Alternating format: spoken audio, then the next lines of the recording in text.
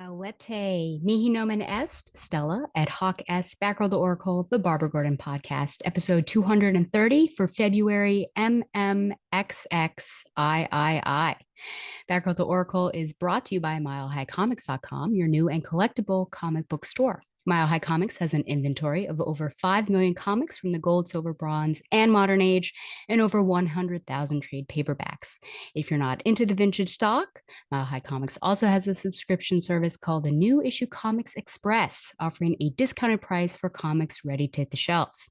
So if you're looking for vintage back issues or a great modern subscription service, be sure to check out milehighcomics.com. Well, full disclosure, I'm not in like the best of moods to record this podcast. I kept kind of pushing it off, but here we are. The show had to go on. But I think after 13 years and over 229 episodes that my audience knows that I don't really BS you or pretend around it. But yeah, we're just gonna push on. So my levels might be flat, but I will say though that all of the comments that I made on the issues were in advance of what I'm feeling today. So I overall thought that these issues were kind of lackluster, so my feelings are not being projected onto that. But fingers crossed that 2024 will be my year. It's been a time. I will, if I were to say one thing that's been troublesome, I will say that I have one grad class this year, one of the two, that is just plain nuts. It's just plain nuts. So nuts, in fact, that week three, we had a 13-page exam worth 15% of the whole score of the class. So that was interesting. We were given 10 days to complete it. It took me roughly 7 hours to do everything. I mean, it was basically all free response with some exceptions. So, I mean, that's just an example. But, poor Harry, every time I play a video game with him, I have to bewail or bemoan what's going on in this particular class. But just to give you an example, I'm just trying to make it, just trying to get my grad degree. But this by far is probably the worst class I've ever taken. I would say it's not the workload, though that is also an issue, but what is actually expected and how it's managed. So once I've finished the course, perhaps I'll give you a bigger picture. But since people in my grad degree class all know that I podcast, maybe I'll keep it to myself for right now. But yeah, fingers crossed, 2024 might be my year. Who even knows? So we're gonna push on through and produce a podcast. And if you're watching, apologies for the wet hair, but I did just go on a run outside. I'm a bit, yeah, what's with this weather? Now people might be like, all 70s, 80 degrees, Virginia, February. This is beautiful. For me, it makes me sick because I want it to be freezing. I want there to be some sort of blizzard. Now, for everyone who's receiving a blizzard at this moment, I hope that everyone is safe. But I do wish we had some sort of snowfall. Maybe blizzard is too extreme. But anyways, yes, I did go on a run. February has been much better in terms of my goal of working out 5 out of 7 days a week and taking pictures and things like that and becoming less self-conscious and more loving of my body. So getting better, but we'll keep on. We'll try to do even better in March. And like I said, I think I said when Chad was on that I'm considering, which I probably should just lay the money down so that now there's a financial investment, doing a half marathon up in Cape Cod. So visit my friend, if you want to call him that, right round, and the mayor and that family again, and run 13.1 miles for funsies. But that might be my goal. So that's October. So, finding my joy, Shag's mac and cheese of comfort and joy. I don't know if I spoke about this. So, we're hitting Oscar season, Academy Awards. I think I spoke about this with Shag, and I, of course, try to watch all the best pictures. Not interested in Avatar 2, to be honest, so I won't waste my time with that. And boy, if that wins Best Picture, I'll be sick compared to all the other ones.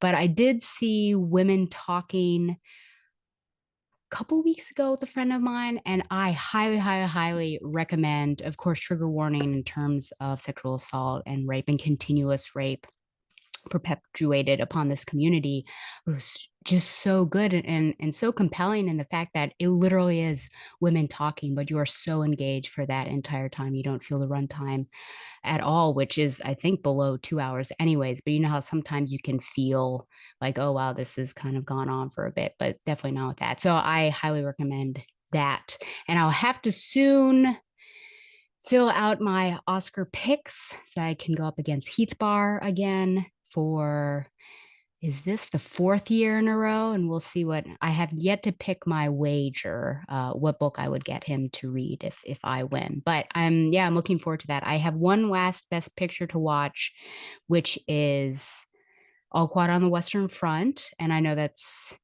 such an upper. So I'm kind of preparing myself for that. Watch Triangle of Sadness with Harry. That was a ridiculous film. And I do want to see After Sun and To Leslie, but those are both, I mean, they're not best pictures, but they're involving the Academy Awards. And I like Paul Mescal anyways. And of course, To Leslie has an interesting storyline. And then on the outside of it, that's all very interesting as to what's going on with voting and sort of looking for votes and things like that. I did in January go and see Kimberly Akimbo with Ellie and Claire, former students, now friends. And that was great spending a couple days. Like we did a kind of a full weekend. I haven't really done, I don't, gosh, when's the last time I really did? Well, I guess in the spring when I was with Don and Josh. But yeah, we went up there Friday by train, had Saturday, saw the show, Kimberly on Saturday evening, had all Sunday, and then we left on Monday. We ran. I made the girls run, which Claire's running a half marathon in Virginia Beach in March. So she was already training, but Ellie's like, I can't believe this. Who comes up to New York and wants to run? I think it's fun, especially like New York. I just love the idea of like running the streets and running past and seeing all these things or going to a park. And we did go to Central Park, starting at Columbus Circle and ran around there. And it's just really fun. I really want to run across the Brooklyn Bridge. I walked across it one year with my mom and went to go visit Gerard, and I'd love to run across it. But yeah, it's just fun to run in a different city. And I really love New York City. So that was fun for me and something that, you know, that would be an idea of fun that I would have. And Kimberly Kimball was so good, so beautiful, heartwarming, had its serious and poignant moments as well. And yeah, I recommend that. And that's about a 16-year-old girl who has a fictitious disease, an aging disease. So it looks like she is 70 years old, and she's played by the marvelous Victoria Clark, whom I love, especially because of Light in the Piazza, which is my favorite Broadway film or my favorite Broadway musical. And she was really good. The family dynamics, the aunt certainly steals the show, and Seth is really fun, and the kids having their own issues and trying to navigate friendships and family, all that stuff. So highly recommend maybe giving something a listen. It takes place in Jersey, so it's really funny going on the train past Jersey stops. It would have Kimberly Akimbo as like Jersey finally gets its like official musical, which is a lot of fun. But yeah, so I think that's certainly, I guess that would be my Find My Joy segment. So, review wise, we're back to Batgirl. Remember, kind of the plan of this show as we continue on is really alternating episodes between Batgirl and Birds of Prey. So, here we are. The last time out, remember, I really let go and let loose on Batgirl number 50 with all those problems. So, we're now containing ourselves and our emotions, and we're going to get into Batgirl 51 and 52. Like I said, not so much of like a jaw-dropping or really fun ride for me, but here we are. So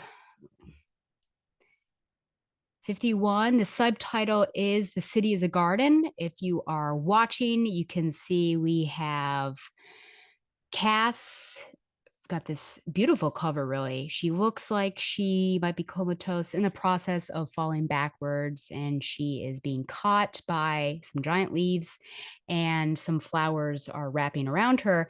And I actually had no idea that we are going to have some poison ivy action in this just by looking at the cover and looking at 52. I was like, oh, poison ivy. So I was happy to see poison ivy, who is, of course, I shouldn't say of course, but she is my favorite Batman villain, I would say. So, The City is a Garden, June 2004 is the cover date. Writer Dylan Horrocks, penciler Eric Battle, inker Nathan Messengill, and colorist Jason Wright. There is a massive car chase between the GCPD and a gang of thugs. They drive dangerously close to a homeless man who is obsessed with writing on the streets in chalk. The thugs cause a police car to veer off and flip over by shooting it with shotgun shells. Batgirl swoops in and rescues the homeless man. Batman pops the thug's tires with a batarang and takes him down himself. Batgirl asks the homeless man what he is doing with the chalk, and the homeless man explains that it is a map of the perfect city. Batgirl later asks Batman who the homeless person was, and Batman replies that he's just an old man who should be in the hospital. Batman explains that the man was not drawing a map of the real Gotham City, but the perfect Gotham City as it appears in his head. He draws this map life-size everywhere he goes because he wants to make his Gotham real, and some nights Batman wishes that he could.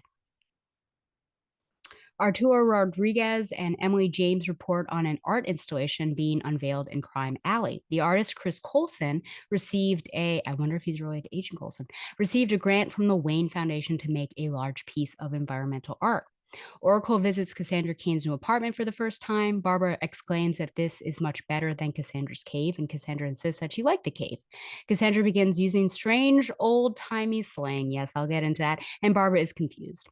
Cassandra explains that she's trying to learn how to talk like a regular person by watching the television. Barbara tells her that nobody on TV talks like a normal person. Cass puts on a nice new dress for the art opening.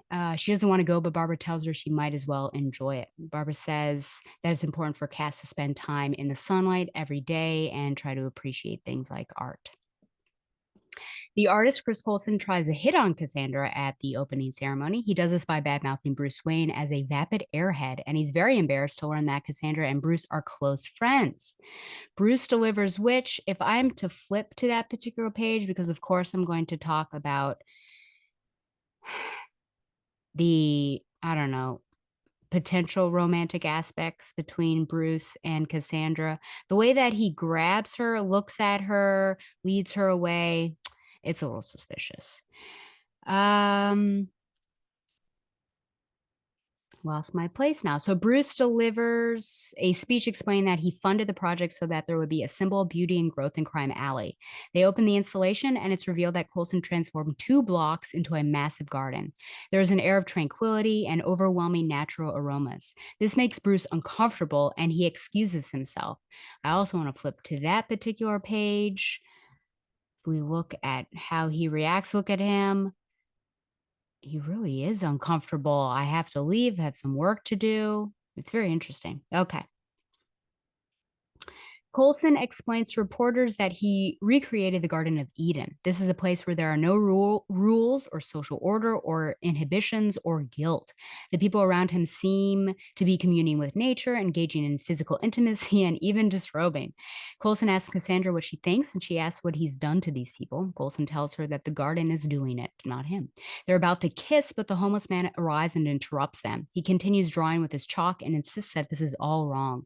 Cass runs out of the garden. Barbara asks where Cassandra is going, and Cass replies, work. Coulson listens to a strange voice that tells him to let her go. The voice says, I am your muse.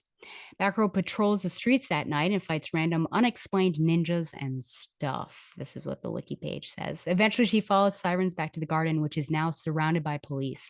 The people who made it out explain that everything started out wonderful. However, when night fell, the people inside turned into snarling, vicious monsters. There are children still trapped inside, and something is jamming the police communications. Batgirl glides into the garden to investigate.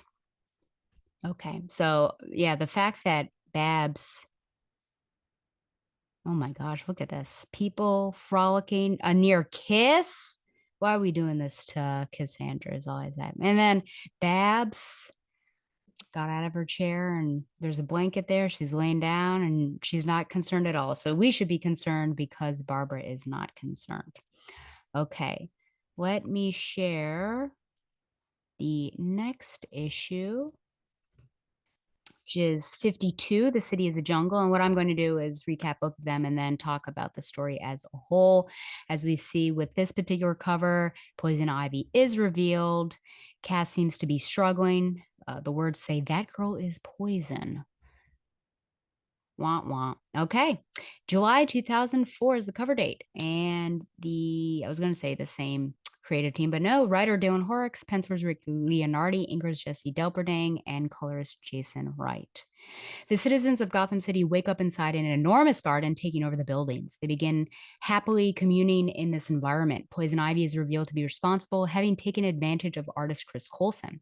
Coulson is horrified to realize what Ivy has turned the garden into. Ivy tells him that she was just using him as a way to get resources from the Wayne Foundation through their artistic grants. Ivy decides that Coulson is now redundant and leaves him hanging from a tree. Batgirl enters the heart of the garden near Crime Alley and is immediately attacked by Oracle. Look at this particular scene. Look at this, leaping out. Oh my goodness, in these poses. I've got some things to say about that.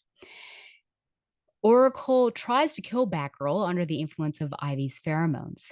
Donovan may say, so she says, and maybe she's not, but gosh, nearly 2 issues in a row, someone's trying to kill Batgirl and blame it on some chemicals. Anyways, Batgirl makes Oracle pass out and drags her outside. She ends up putting her underwater and almost drowns her, I guess. Is that because do you consider that making her pass out? Anyways, this clears Oracle's head. Oracle explains that the garden started out wonderful, but everybody went insane at night. So everything we've heard before. The flowers give off a powerful scent that turns people into vicious animals. Oracle is taken away by a medic, and Batgirl returns to the garden with a rebreather. Batgirl battles her way through the garden until she finds Chris Coulson. Coulson explains that Ivy approached him shortly after he received his financial grant from the Wayne Foundation. She told him that she would be his muse and plotted the garden as his next artistic installation. He didn't realize that she would use the flowers as a mind-altering narcotic to brainwash people. Ivy stands in the center of the garden at her tree of knowledge, giving fruit to people. Batgirl swoops in and kicks Poison Ivy in her face. Ivy tells Batgirl that no matter what she does, the garden will spread beyond Gotham and throughout the land. Ivy ties Batgirl up in vines and tells her followers to kill Batgirl. Batgirl tosses an explosive at the Tree of Knowledge, destroying the garden and ruining its effect on people, and Ivy collapses in tears. Batman arrives in the Batplane and explains that he's been away on JLA business, which is hogwash. Poison Ivy angrily says that his girlfriend ruined everything. There's that. And Batman tells her that he and Batgirl are just friends. My word. Poison Ivy makes a last ditch attempt to kiss Batman and control him, but he tells her not tonight, which is actually kind of funny. I would say you could take it badly, but also you could be like, well, he has fallen for that before. Batgirl swings through the city later. She sees a homeless man who's still drawing his map of the perfect Gotham City, and she smiles, which is interesting that she smiles at that, if only because is it fruitless? Because how Batman perceives it is like it's almost frustrating that he's clearly ill, but he also has this ideal imagining of what Gotham City should be, and that's sad for Batman because he would love for that to be true, but it's not.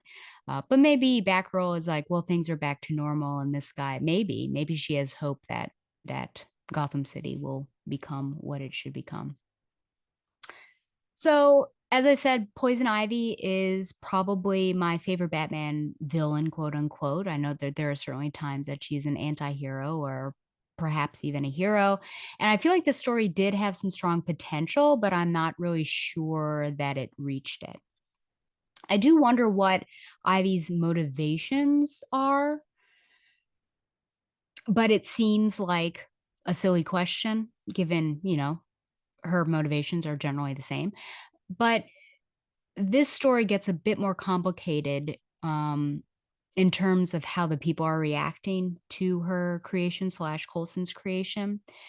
Why is there a violent aspect to her version of paradise? Everything is great and utopic during the day, but then she allows and even condones the rules of nature to take over at night. And this doesn't it doesn't seem it both seems to align and doesn't seem to align with what she's trying to do. Like she wants her garden to, take over Gotham. And wouldn't she want everyone to live in harmony with nature? But living in harmony with nature is almost the ideal, like the biblical setting of Garden of Eden. It's like before the fall, everyone was in harmony, the lion laying down with the lamb situation. And then after the fall, well, now we've brought violence into it, and now we are using plants and animals, killing them in order to survive, things like that. So it's interesting that this is called the Garden of Eden, but it's not necessarily. I see it and I don't see it. And so this is where it's confusing because I think she could have gone one way. Now, if she just really wants people to be communing with nature, I don't know why their violent natures come out at night. Shouldn't they be all, they should be having sex and killing people in the middle of the day because it's not like lionesses are only hunting at night, that sort of thing. Ivy has the power to offset all of the violence. So again, I don't know necessarily why she would want to perpetuate the violence. Plus, I feel like even allowing a little free will to the people within this garden could destroy her beauties, and we know that she loves them above all else. So that's why I'm just kind of confused on motivations and what is going on. Now, is this story just a biblical lesson, or is it an idea or the idea that the perfect society will just never exist? And is this something that continues to frustrate Batman, that Gotham City will never be perfect? I then would wonder, why is Cass looking at the homeless man at the end and smiling? Because to me, it might be like, oh, well, maybe that should be like a forlorn or a sad look because she also recognizes that a perfect society does not exist. And so she would feel similarly to Batman. I'm not sure. Um, I do like the homeless man. I think that there's something special that he represents. I think he's a great addition to the story, even though he only pops up in these certain areas. I think it's a really interesting idea that what he is doing and how it relates to Batman and Batgirl. Um, and I think helping Batgirl maybe understand Batman in a different way as well. We have this one tree that rules them all, kind of like a ring. So destroying that disrupts what Ivy is doing. So that's similar to the tree of knowledge, which she, of course, calls it the tree of knowledge. So we do have lots of biblical connections. So if I go back to 51, and in my synopsis, I said that Cass is saying some weird stuff. And this is kind of a weird scene, which Donovan, I'll be using the H word soon. First of all, how many things can I pull up on this one page? First of all, Cass saying, you bet, you sweet patootie baby. And Babs says, what did you just say? And then she's about to repeat. She's a little shocked. And she's like, Babs is just like, no, please don't. So that's one thing I'll pull off from this page. Second thing I'll pull off is just, I don't know why we are sexualizing. I won't even say over sexualizing. I think just sexualizing, period. Cass is just a character that I I don't think of as like a sexual being. Like I would prefer to not see her in a towel. I think objectively she is a beautiful young woman, but why are we doing this? Why? And then she puts on this dress. Babs says, nice dress, where'd you get it? And Cass says it was in the closet. And well, she doesn't know. So it's interesting, this dress. It's not too scandalous. I mean, the back is somewhat open, but the fact that Babs is kind of looking at this. Um, I guess maybe I retract what I'm saying in in my notes here. But yeah, who is getting these clothes for her? And then Babs is I was thinking on a first reading that she was kind of judging the dress, but it's not as bad as the bikini because I was going to say, oh, isn't she a hypocrite because she got her that bikini? But no, I guess she's probably happy with what she's wearing actually. So it was a bad first reading when I did this. So Cass is so we've got the towel, we've got this dress, we have random guys now fawning all over her, and now it could be me again, right? So caveat, but what I've been seeing and associating this book with Batman and Batgirl. There seems to be a lot of shipping here between Bruce and Cass, not only in how he first greets her, as I showed before, that's very interesting, but how Ivy later on labels them as being together, which is weird. I can't stop thinking about Bruce running out of the garden, feeling uncomfortable. Wouldn't that be interesting? Interesting as in makes me uncomfortable and sick. But if he was thinking about Cassandra in a particular way and that made him feel very uncomfortable, and then he ran out. And this is backed up by um, the fact that Cass nearly kisses this artist. So something obviously people are disrobing and having some sexy time, but things are being pushed beyond a normal degree in this garden. So I can back up that.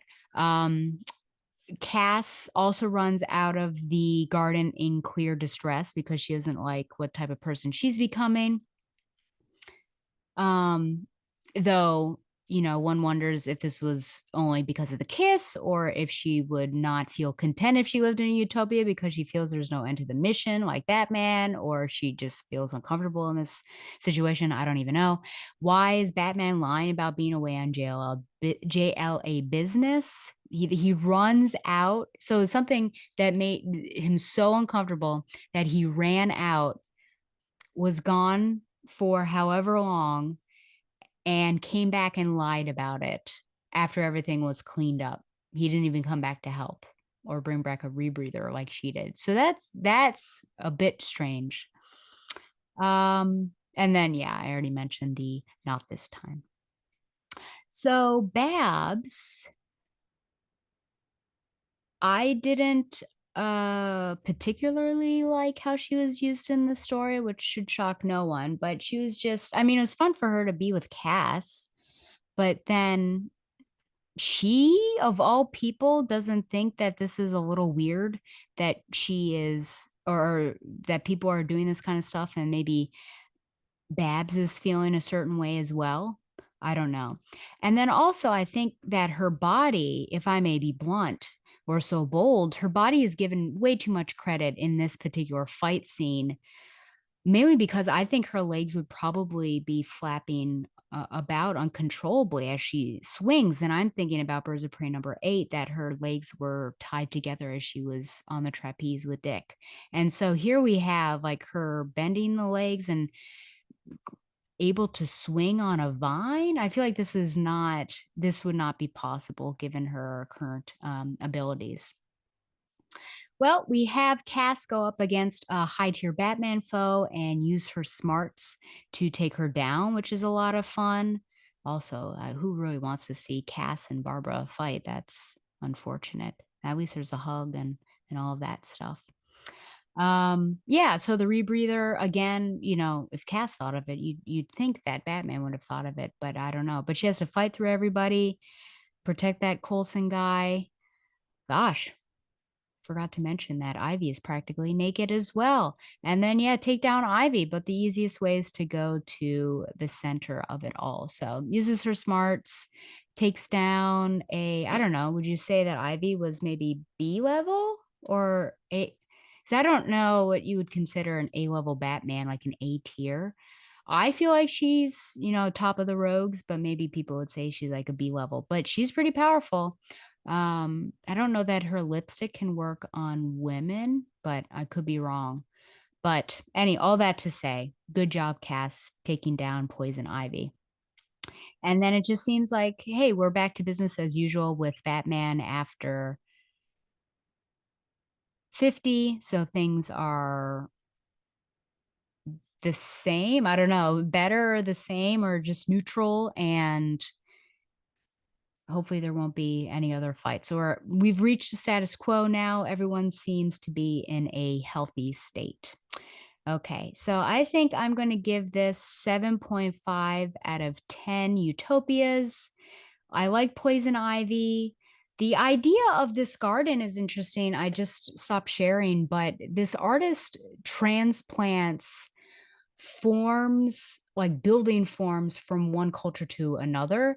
And the other two examples were like a coast. I couldn't figure out this one. It was like a coast or something, or like the Mediterranean around tropic paradise around the Eiffel Tower. And then I can't remember. Oh, St. Louis Arch. Under the St. Louis Arch, he like put some like a building from either Iran or Iraq. And part of me was thinking, what what is that? Like, I guess it's good that you are exposing people to a different culture, but of all the things to transplant, but this actually, this art's installation, I thought was really cool and how it looked and the fact that it's taking up a couple city blocks and it's supposed to be really beautiful. I mean, without the evil tree, I think that it could have been a really beautiful thing and potentially it'll still be there. It's just the tree and ivy aren't there to govern everything. But yeah, I mean, it reminds me of No Man's Land when she took over, what was it, Roosevelt Park, maybe?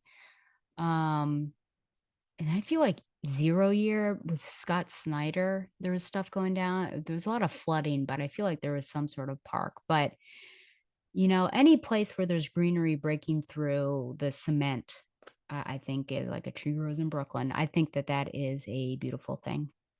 Okay. So, yeah, like I said, I think there was potential. I'm confused about motivations and just like, oh, what is this area actually supposed to be? What does Ivy want it to be? Um, and then just some weird moments. So it was okay. I do have some listener emails.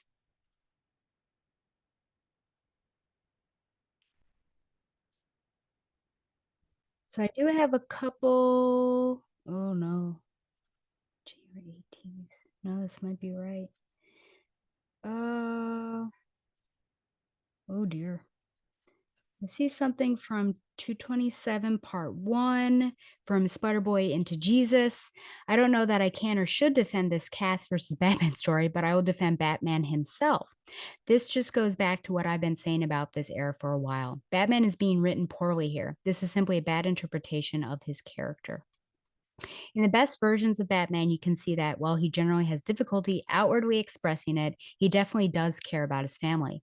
This era of comics just has one of the worst interpretations of his character. I can sort of see where he's coming from saying that Cass needed it. While, yes, I agree that the collateral damage was excessive, remember, she was raised on violence. She was literally taught violence as a language. She's not a typical person by any means, so I don't think it's fair to compare her to your average person. Yes, she understands violence as a learning tool more than everyone else. As for the sexual connotations, I think you're a little out of line. It's not completely outrageous. I do see where you're coming from, especially after the fiasco in the Killing Joke movie and then a sick face, a sick emoticon. However, I think it's a bit harder to see that separated from the Killing Joke movie scene. Fights often end up in grappling, and I don't think that's particularly sexual. Sure, it can be, but you can find plenty of historical manuals showing people grappling in a life or death fight, and I can pretty much guarantee you that there's no sexual connotation there unless the participants are completely perverts. It's kind of hard to grapple without some kind of straddling. That's just how grappling works. Which yeah, I totally get. I've seen some MMA stuff and some wrestling and things like that, so I get it. 227 part 1, also from Spider Boy into Jesus. There's a very good point about her just not understanding emotions up to this point. I'm just getting this story secondhand through the podcast as I never read this run. That and I often fall behind, so some time passes between episodes, so the story has been very broken up for me. Anyway, totally agree with all that. Poor interpretation of Batman, and that Cass was just confused about emotions and figuring them out. Also, that's Also likely that they were a bit high from the gas or whatever. It's a shame that Babs didn't similarly figure out her relationship with Batman in the Killing Joke movie, Sick Face, although I'm much more disappointed with Batman in that scene personally. And then part two, also from Spider Boy into Jesus, the U's on the cover is a contraction of you and is. Which one of you's going to die? Which one of you is going to die? Oh, I say, because I thought, which one of you's going to die? Which is not the best grammar, perhaps, but not the same as the slang for plural you. I'd say it's pretty common in everyday speech, though. Which one of you's? That's interesting. Whenever I think about gangsters saying that, I'm thinking like plural use. Which one of you is gonna die? That was 227. 229 part two. Yeah, oh, Hornacek back or Hornacek. Donovan says garrulous, a good word for 229. And then Hornacek has returned. It was funny to hear you read from that quote unquote source saying that the Batgirls book was intended for the quote younger female viewers of the DC superhero girl series, end quote. And then see the screenshot of the cover of the latest issue with the rating for 13 plus on the left corner. Have all issues of this book had the rating? If so, then there is some miscommunication at DC. Shocker, I know. While the DC superhero girls show can be enjoyed by all ages, its target audience is definitely preteens, or am I wrong? No, you're not wrong. And I think I also saw that like very blatantly out there. I don't know if it was that issue maybe, but that was pretty funny. So I'm glad that you picked up on it and mentioned that. And then my last comment is an email from Earth 2 BFF, Shayna. So this is on episode 229. BFF Stella, thank you for your kind words last episode. If my own recovery has taught me anything, it's that sometimes you just got to take it one a day at a time. Smiley face emoticon. Sensei and student is a fun arc. I love how Simone builds on what she has written previously. It makes her issues feel full and well thought out. She has a direction, even if it isn't immediately apparent to the reader. To me, it makes absolute sense that Dinah would be willing to give Shiva a chance and trust her in this arc. Dinah has always been the heart of the Birds of Prey. Sure, it gets her in trouble sometimes, but her empathy for others, has been a trait consistent in her since Chuck Dixon's run.